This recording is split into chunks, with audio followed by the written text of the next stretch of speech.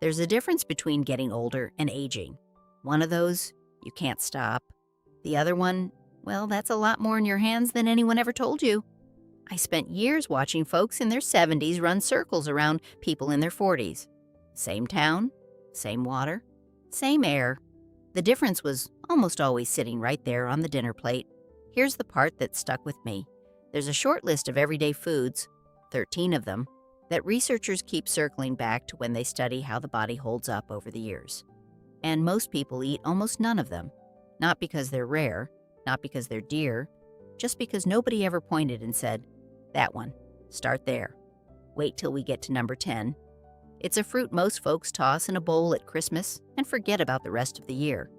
And what the science says it does for the little batteries inside your cells is some of the most interesting I've read in a long while. Number 4 is a fish your grandmother probably served once a week without thinking twice. And number 13, most people scrape it right off their plate. Now, I'll say this plainly, and I mean it. I'm a retired nurse, not your doctor. Nothing on this list replaces the advice of the person who actually knows your chart. What I'm sharing is what the research suggests, and what 20 years at the bedside taught me to pay attention to. Stay with me. By the end of this, you'll walk through your own kitchen a little differently. Let's start with the little one everybody underestimates. I grow a row of them along the east fence, and every July the robins and I have the same argument about whose berries they are. They usually win. Here's what folks miss. That deep blue color isn't just pretty. It's the plant's own sunscreen, the pigment it makes to protect itself out in the open field. And when you eat it, your body borrows that same protection. Think of your cells like the iron railings on an old porch. Leave them out in the weather long enough, they start to rust. That slow rust on the inside, that's a big piece of what we call aging. These berries act like a fresh coat of paint. They don't stop time, but they slow the weathering. There's some real science under this, too. Researchers gave older adults blueberries every day for a few months and watched their memory and word recall. The folks eating the berries held their ground better than the ones who weren't. Studies suggest, not a promise, but a steady, repeatable little nudge in the right direction. The creator wrapped real medicine in something a child would call candy. I've always found that a little bit funny. And a little bit holy. Fresh, frozen, doesn't much matter. The frozen ones are picked ripe and frozen fast, so don't let anybody talk you out of the freezer bag in February. Start with a heaping half cup of berries, fresh or thawed. No measuring fuss, a generous handful is plenty. Press them gently with the back of a wooden spoon. Just enough to wake up the juice. Don't make jam. You want them broken, not beaten. Fold the crushed berries into a bowl of plain yogurt or a warm bowl of oats. The fat in the dairy helps your body carry those blue pigments where they need to go. That's it. A small bowl most mornings. Simple. Number 2 isn't a plant you'd pull from a garden. It's pressed from one. Real extra virgin olive oil. The green, peppery kind that catches the back of your throat a little. That little catch is the whole point. That peppery bite comes from a natural compound in the fresh oil. And here's the part that always tickles me. It behaves in the body a bit like a gentle kitchen shelf version of the same thing folks reach for when their joints ache. Quiet, mild, working in the background. Picture a creaky old hinge on a barn door. A little oil, worked in slow, and the squeak settles down. That's the kind of easing we're talking about, calming the low, slow irritation that builds up inside us over the years. There's one of the most respected diet studies of the last 20 years behind this. Thousands of older folks, followed for years, eating plenty of this oil. The ones who did leaned healthier in their hearts and their minds. Evidence indicates. Strong evidence, mind you. One catch. The good stuff hides when you cook it too hot. So save your best bottle for drizzling. Over the soup, over the greens, over a slice of warm bread, right at the end, raw. The way the creator packed all that into a little wrinkled fruit most folks have never even seen on the branch. I find a real gratitude in that. Pour a good 2 tablespoons of fresh extra virgin oil into a small dish. Look for that green gold color. Crack a little black pepper over the top. The warmth of the pepper and the bite of the oil get along. Tear a piece of good bread and let it drink up the oil. That's a snack and a small dose of medicine in one. Number 3 has been sitting in the holiday nut bowl your whole life, mostly ignored once the candy ran out. The walnut. And isn't it something? It looks like a little brain in there. The old herbalist took that as a sign. Turns out they weren't far off. These are one of the few plant foods that carry the same good fat we usually go fishing for. The kind your brain is mostly built out of. Think of your nerves like the wiring in an old farmhouse. Over the years, the coating on those wires gets dry and brittle. This fat is the stuff that keeps the coating soft and the signal clean, and there's more going on inside. Walnuts feed the good bugs down in your gut, and those little fellas turn pieces of the walnut into something your body uses for its own housekeeping. A whole quiet chain of work from one nut. Studies suggest folks who eat a small handful regularly tend to hold on to sharper thinking and steadier hearts as the years stack up. A handful. That's the dose. About what fits in your cupped palm. More than that, and you've eaten a meal's worth of calories and nuts. So keep it humble. I keep a jar of them shelled on the counter so I quit forgetting.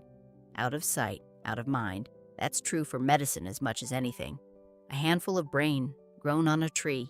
The good Lord's got a sense of humor about these things. Spread a cup of walnut halves in a dry skillet. No oil. We're just waking up the flavor. Toast them low and slow, shaking the pan till they smell nutty and warm. 2-3 minutes. Watch close. They scorch fast. Tip them into a clean glass jar once they cool. A small handful a day, on your oats, your salad, or straight from the jar. Here's number 4, the one your grandmother served on a Friday and called supper. Wild salmon. That deep orange color isn't dye. It's the fish eating the same little plants and shrimp it'd find in cold open water. Color you can trust. This fish is rich in the good fat your brain and your eyes are practically built from. We make almost none of it ourselves. We've got to eat it. Picture the cells in your body as little water balloons. As we age, the skin of those balloons gets stiff and cranky. This fat keeps the skin supple, so things bend instead of cracking. And there's a fascinating thread of research here. At the tips of all your cells' instructions sit little caps, like the plastic tips on a shoelace, that fray as you age. Folks with more of this good fat in their blood tended to have less fraying. Preliminary, mind you. The body's a complicated old house, but it's a thread worth pulling. Twice a week is the rhythm most of the research lands on. Wild caught when you can. Canned salmon counts too, and it's a bargain, bones and all, which is a quiet little gift of calcium. Was it twice a week or 3 times my old charge nurse used to preach? Well, no matter. Twice is plenty for most of us. Cold water, deep places, and a fish that carries exactly what an aging body's hungry for. Provided. That's the word I keep coming back to. Provided. Lay a Phyllis skin side down on a sheet of a parchment. Pat it dry first so it doesn't steam. Squeeze half a lemon over it and lay a little dill on top. Salt, pepper. Keep it simple. Good fish doesn't need a costume. Bake it gentle, around 275 degrees, till it flakes with a fork. Low and slow keeps that good fat where you want it, in the fish, not cooked away. Number 5 is the one kids push to the edge of the plate. And I understand. But hear me out. Broccoli and the whole cabbage family with it. Kale, cauliflower, the little Brussels sprouts. They share a special trick. When you chop it or chew it, 2 parts that were kept apart inside the plant finally meet, and they make a brand new compound on the spot. Like striking a match, nothing happens till the 2 surfaces rub together. And that fresh-struck compound doesn't do the cleaning itself. It does something clever. It hands your body the keys and tells your own repair crew to clock in. Think of it like a foreman walking the job site and flipping on all the machines that were sitting idle. Your body's been able to fix and tidy itself all along. This just rings the bell for the shift to start. Here's the kitchen secret most folks get wrong. Boil it to mush and you wash that trick right down the drain. Steam it light till it's bright green and still got a little snap. or chop it and let it sit 10 minutes before it hits the heat. That gives the match time to strike. I grow kale right through our gray Oregon winters. When everything else has given up, that stubborn green's still standing in the frost. A blessing on a cold morning. Studies suggest folks who eat these regularly age a touch slower in ways that matter. Cheap, common, easy to grow, hard to beat. Chop your broccoli into small florets and, this is the part, let it sit on the board for a full 10 minutes. Walk away. Let the match strike. Then steam it light, just 3 or 4 minutes, till it's bright green and still has a bite. Soft and gray means you waited too long. A drizzle of that good olive oil and a pinch of salt, and you're done. 2 superfoods on 1 plate. Number 6 is the quiet workhorse. Dark leafy greens, spinach, chard, the loose leaf lettuces with real color to them. The darker the leaf, the more it's carrying. Pale and watery means thin medicine. Go for the deep green, the kind that almost looks blue in the right light. These leaves are packed with a pair of yellow pigments that your eyes pull straight out of your blood and tuck right into the back of the eye. And into the brain, too. Natural tinted glass for the windows of your body. Picture an old pair of sunglasses that filters the harsh glare. That's what these pigments do, all day, year after year, quietly protecting the delicate parts. And there's a study I think about often. Researchers followed older folks for years and found the ones eating about a serving of leafy greens a day kept the thinking of someone roughly 11 years younger. 11 years. From a salad. Studies suggest it anyway. And that's a number worth a forkful of greens. One trick. A squeeze of lemon or a drizzle of oil helps your body grab the iron and the pigments hiding in those leaves. Greens like a little company. I've got chard out back with stems the color of a sunset. Pink, gold, deep red. The Lord didn't have to make the medicine beautiful too, but He did. Pile a couple big handfuls of washed dark greens into a wide bowl. More than you think. They shrink and settle fast. Squeeze fresh lemon right over the leaves, then a slow drizzle of olive oil. The acid and the fat both help you soak up what's inside. Toss it gentle with your hands and eat it within the hour, while it's bright. A daily bowl, that's the whole habit. Number 7 you can hold in a warm cup. Green tea. Same plant as black tea, mind you. They just don't let the green kind sit and brown. They keep it fresh, and in that freshness is where the good stuff stays. Green tea is full of a family of plant compounds that act like a cleanup crew for the slow rust we talked about earlier. The internal weathering. Imagine the gentle filter on a fish tank, humming away, pulling the gunk out of the water so the whole thing stays clear. A cup of tea runs a little filter cycle through you, and there's good population research from places where folks drink it daily. One large study followed thousands for years. The steady tea drinkers tended to live longer, with healthier hearts. Evidence indicates a gentle benefit, not a magic potion. A habit. One thing, don't pour boiling water straight on it. Let the kettle settle a minute first. Scald green tea and it turns bitter and sulky, like it's cross with you. I take mine on the back step most mornings, fog still hanging in the firs. Warms the hands and the spirit both. A small, daily Thanksgiving. Heat your water, but stop just short of a hard boil. Let it cool a moment off the heat. Green tea wants warm, not furious. Steep the leaves just 2 or 3 minutes. Longer than that gets bitter. Pull them when the water's a soft jade green. Pour it into your favorite mug and sip it slow. 1 to 3 cups across the day. No sugar drowning it. Let the leaf speak. Number 8 is that little gnarled root that stains everything it touches a stubborn yellow. Turmeric. Break one open and look at that color. Like a sunset got packed into a root. That deep orange is where the medicine lives. Turmeric's known the world over for calming that low, smoldering kind of irritation that builds up quietly inside us as the years pass. Think of a wood stove that's been left smoldering too long. Not a roaring fire. Just a slow, sullen heat that wears the house down. Turmeric helps damp those embers back to a calm glow. I'll be honest with you. On its own, your body barely lets this stuff in the door. It mostly passes right through. But here's the old kitchen wisdom that beats any pill. Add a pinch of black pepper and a little fat, and suddenly your body opens the door wide. The pepper's the trick. Folks in India have paired the two for centuries, long before anyone knew why. That's why I take a warm cup of golden milk over a yellow capsule any day. The whole root, with its partners, the way it was meant to be eaten. Studies suggest a real, gentle easing, not a cure for anything, a comfort. And comfort, at my age, is not a small thing. Warm a cup of milk, dairy, or oat, your choice, in a small pan. Don't boil it. Just bring it up to steaming.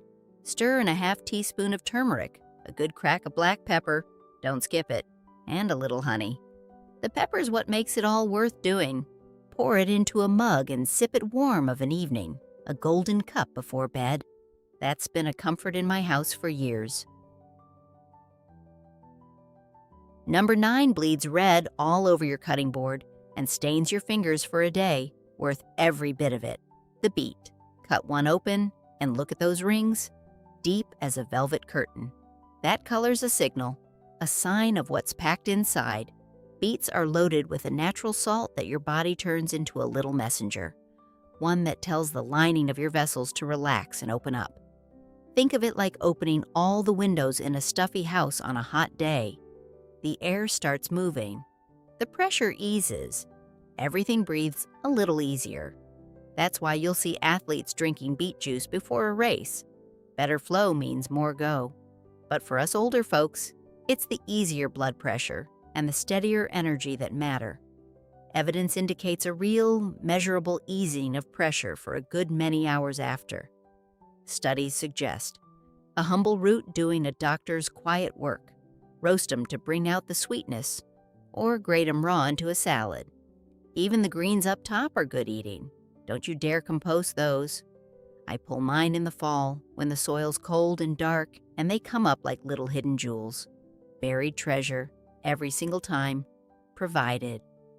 Scrub a few beets, wrap them whole in foil, and roast them slow till a knife slides in easy. Roasting keeps all that good juice locked inside the skin. Once they cool, the skins slip right off in your hands. Don't bother with a peeler.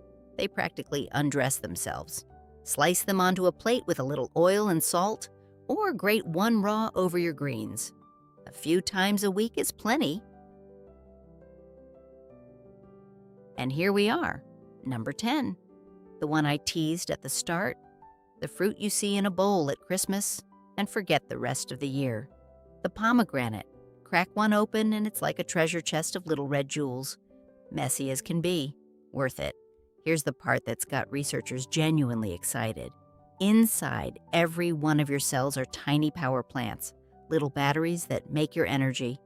As we age, those batteries get worn and sluggish. Your body's supposed to clear out the dead batteries and build fresh ones. But that cleanup crew gets lazy with age. Pomegranate carries something your gut bugs turn into a special compound, and that compound seems to give the cleanup crew a good shake and a fresh cup of coffee. Hauls off the worn-out batteries so new ones can take their place. Preliminary research indicates this gentle housekeeping may help muscles and cells hold their strength as we age. Early days. But oh, what a thread. This is the one almost nobody eats regular. And that's a shame, because the science here is some of the freshest and most hopeful I've come across in years. The way the Creator hid something that new and that promising inside a fruit older than the Bible itself. Well, it gives me chills, dearie. Good ones. Score the skin around the middle and break it open under water in a bowl. The water keeps the juice from staining the whole kitchen red. Tap the back of the skin with a spoon and the seeds rain right out. The pale bits float, the heavy red jewels sink. Easy sorting. Scoop the seeds into a jar and keep them in the fridge. A spoonful over yogurt, oats, or salad, most days of the week.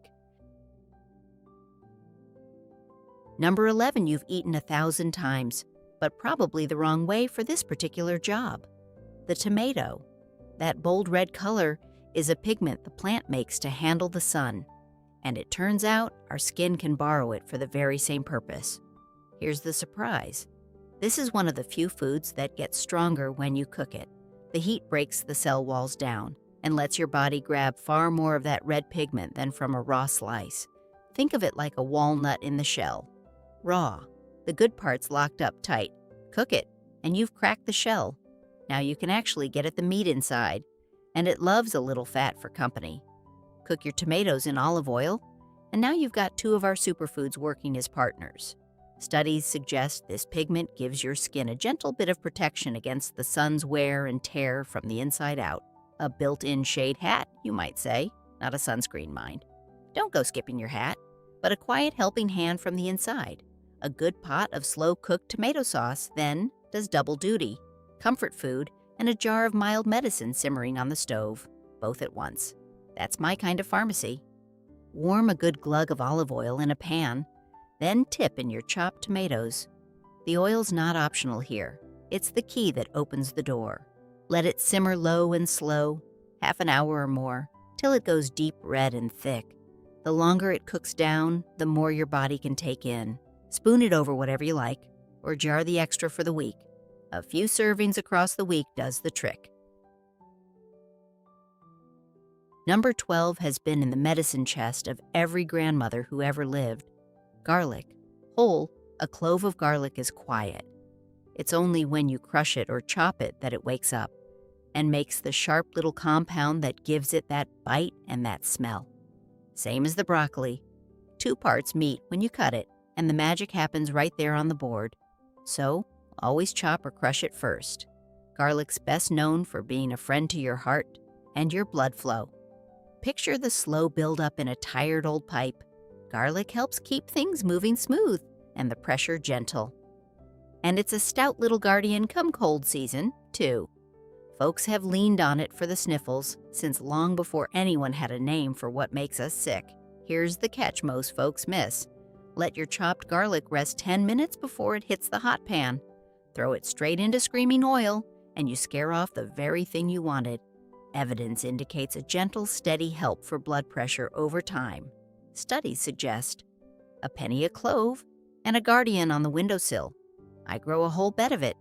Plant in the fall, forget about it through the gray, and come summer, the good Lord hands you back 100 bulbs. Generous. That's the only word. Lay a clove under the flat of your knife and give it a firm smack. The skin splits, and the clove gives. Now it's awake and ready.